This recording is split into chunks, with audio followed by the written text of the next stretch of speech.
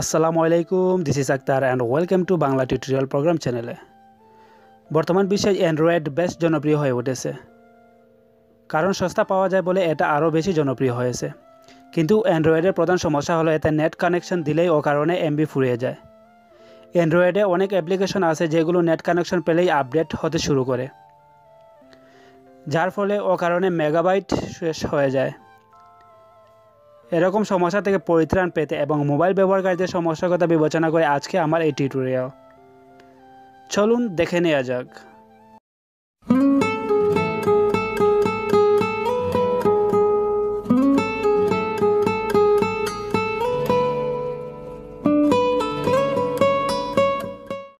So friends, এখন আমি চলে আসলাম মোবাইল স্ক্রিনে।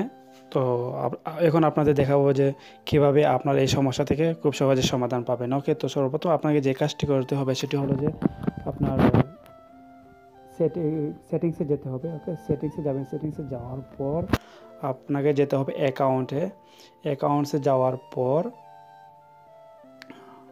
এখানে লক্ষ্য করুন উপরে 3টা ডট দেওয়া আছে, 3টা ডটে ক্লিক করতে হবে। এখানে দেখুন ডিসেবল অটো সিঙ্ক, তো যে এই অপশনটি এখন এনেবল করা আছে, ঠিক আছে। এটি যদি এনেবল থাকে তখনই কিন্তু আপনার এমবি খরচ হয়ে যাবে, যদিও আপনি ইন্টারনেট ইউজ না করেন, শুধু ডাটা ওপেন করলেই আপনার এমবি কেটে যাবে আপনার সিম থেকে। সো এটা ডিসেবল করে দিতে হবে, ঠিক আছে। তো জাস্ট এটার উপরে ক্লিক করবেন। ক্লিক করার পর এখানে এটা পরে নেবেন, তারপর এখানে ওকেতে ক্লিক করবেন। ওকে, তো ওকেতে ক্লিক করলে এটা এখন ডিসেবল হয়ে গেছে। ওকে, তো এটা ডিসেবল হয়ে গেলে আপনার আর ডাটা আপনার এমবি খরচ হওয়ার কোনো টেনশন থাকবে না।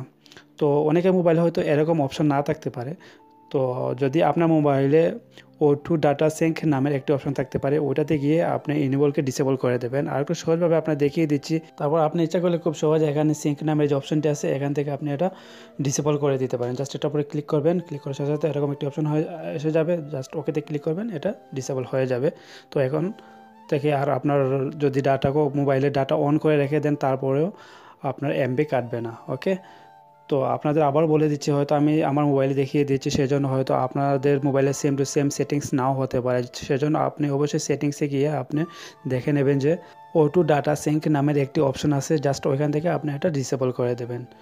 সো ফ্রেন্ডস, এটাই হলো আজকের টিপস। যদি ভালো লাগে তাহলে প্লিজ একটু লাইক দেবেন, আর যারা এখন আমার চ্যানেলটি সাবস্ক্রাইব করেন প্লিজ সাবস্ক্রাইব করে নেবেন, কারণ আমি প্রতিদিন বিভিন্ন টিপস নিয়ে ভিডিও বানিয়ে ইউটিউবে আপলোড করে থাকি, যা আপনাদের অনেক অনেক কাজে আসবে। আর সবার অনুরোধ রইল আমার চ্যানেলটি ঘুরে আসবেন, হয়তো আপনার প্রয়োজনীয় ও অনেক ভিডিও পেয়ে যেতে পারেন। তো সবাই ভালো থাকবেন, সুস্থ থাকবেন, এই কারণে আজকের মতো বিদায় নিলাম। আল্লাহ হাফিজ।